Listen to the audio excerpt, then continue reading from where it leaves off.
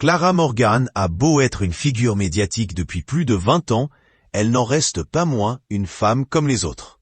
Et comme beaucoup, elle a appris à écouter son corps, surtout avec le temps. Dans une vidéo postée réalisée avec le guide ultime, elle partage sans détour ce que l'on ne devine pas forcément derrière ses apparitions glamour. Un rapport à la nourriture, devenu plus conscient et parfois plus compliqué. J'ai eu pas mal de problèmes, confie-t-elle, un peu en retrait, mais avec sincérité. Stress, digestion, ajustement alimentaire, ces dernières années, elle a revu sa façon de manger, s'est rapprochée du végétal et a même lancé son propre potager. C'est donc tout naturellement qu'elle s'est tournée vers un lieu à son image. Authentique, coloré et inventif. Moi j'adore tout ce qui est végétal, alors je t'emmène, lance-t-elle avec un sourire complice. Le ton est posé, calme, presque apaisé. Chez Super 8, dans le 10e arrondissement de Paris, la carte change tout le temps, au gré des récoltes et des envies. Velouté de châtaigne, betterave fondante, artichaut, mes 2 légumes préférés, dit-elle.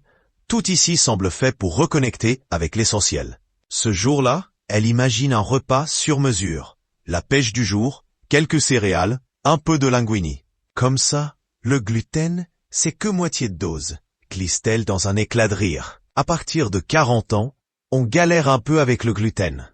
Elle ne joue pas les expertes, mais précise tout de même qu'elle a beaucoup lu sur l'alimentation, comme pour mieux comprendre ce que son corps lui disait.